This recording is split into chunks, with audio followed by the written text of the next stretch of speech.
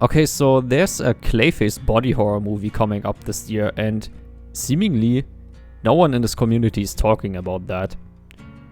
However, I cannot blame anyone, because the movie is still in development and the marketing isn't there yet. With that said, I wanna take the time with this video to talk about DC Comics as a potential license in DBD, which DC character could also have the potential to join the trial, which there are a bunch, and why Clayface definitely is one who needs to be considered. So first of all things, DC Comics, unlike their competitor, has a couple characters where, in my opinion, you actually have a variety to consider choosing from. With Marvel Comics, at least to me, there is just no one else that comes into consideration better suited as a role for the killer than Venom, with Carnage as a legendary skin.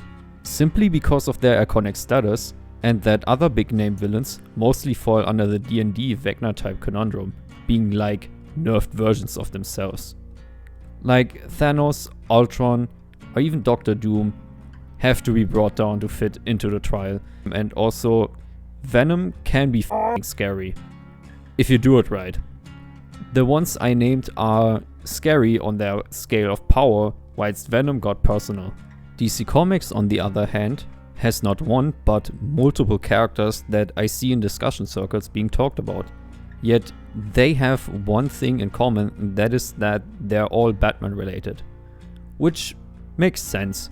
Batman, well, doesn't have any superpowers, so mostly he faces villains that are on a power level that are held up to him, a rich person using gadgets. Some examples: Joker, an agent of chaos, who uses magic trick items, and his cunning genius to cause the next havoc in Gotham City is in the end also just a pale-spindly guy. Killer Croc might be one of the more fantastical villains, varying from being a full-on mutant to a big man with a skin condition. However, always depicted to be physically a force Batman needs to reckon with, still is just kept strong enough to overwhelm specifically him in a one-on-one.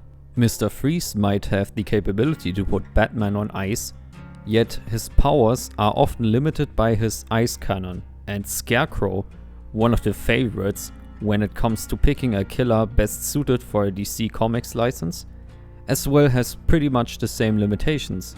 Like the Joker, he is in terms of combat capabilities often on a low point, and his powers solely come from his fear toxin.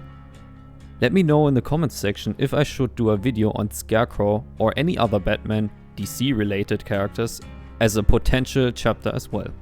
And Clayface, the most known version of him, an actor who's been disfigured in a car crash and became a robber to steal a skincare formula that ends up turning him into a shapeshifting clay monster, still can only shapeshift for as long as he stays concentrated, which is also what gets him exhausted after a while. Though Scarecrow is the one I see oftenly requested, as his power is centered around inducing a state of paranoia. How that will work and look like provides unlimited potential. It is Clayface who taps into an archetype that Dead by Daylight surprisingly is still missing: the human disguise stealth killer. The Clayface we're going to take a look out for though is the one that's going to be featured in the upcoming movie, which already made an appearance in the animated show Creature Commandos, and is also supposed to be based off one stated version. I'm glad they went with the full-on glob monster design. Not that I don't like the original version either, yet it's just another guy with a knife. Again. He's as well a full-on serial killer, stated by the voice actor himself, who surprisingly spoke for two versions of Clayface by now. So it would just fit in naturally in a DVD roster. Still, I run into an issue with the shapeshifting aspect and why it probably won't work. At least if you think of it in the way I was at first. The entire, let's call it Among Us thing, would probably not work on a licensed killer. And the reason being that they need to be allowed to shape themselves into other licenses. I mean, this could explain why we just haven't gotten John Carpenter's The Thing, a highly requested and classic horror license, in the fork yet. Like, Clayface turning into a Leon Kennedy is something I'm not sure if any other license holder would be okay with, or if that will all be handled under the behavior umbrella, and was already in a contract somewhere. That in this game, a license holder can use the appearance of someone else's license when it is part of a gameplay experience. I cannot tell, and therefore I stepped into a different territory than shapeshifting into in the trial existing survivors. The performer is a tall killer with a 24-meter terror radius, moving at 4.6 meters per second. Wielding the clay hammer as his primary weapon, the power will be called Showtime. Press the ability button to begin masking, which lets you turn into one of a handful of various known individuals from Gotham City and gain undetectable. You also take on a third-person view angle. Clayface stays masked until you attack, use the active power, pick up a survivor, or if a survivor either stuns or blinds you. Further note, in the masked state you will not have the typical survivor walk cycle. Survivors are not supposed to try and find out if that's actually another survivor moving towards them. The second part of this kit goes further down how it will still be important to figure out if that Bruce Wayne is actually Clayface moving towards them. Clayface also starts with 2 performer clone tokens. You can decide to hold the masking action to send out clones depending on the number of clone tokens you behold. Clones always take on a different appearance from Clayface's current mask. A clone will walk towards a generator that you've marked, and at the end of their path will merge onto the marked generator, which slows down the gen repair speed drastically. They will not merge onto a generator if it's being worked on by a survivor, and instead crumble into pieces at the end of their path, then reveal nearby survivors with killer instinct. A survivor can also disrupt their path and let a clone crumble if they move up towards them, which the clone will then engage onto the survivor. Performer clone tokens will be refilled after a while once their pathing has been completed and they crumbled or merged onto a generator.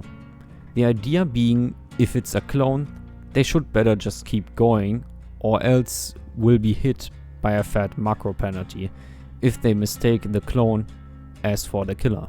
We're not sure yet if this adaptation of Clayface is capable of the ability to duplicate and also let these duplications shapeshift.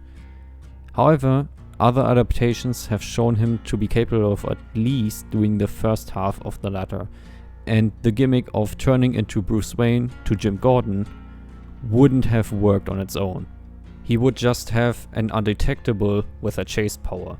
Speaking of chase power, Clayface also has access to the Cement Force action on the active power button.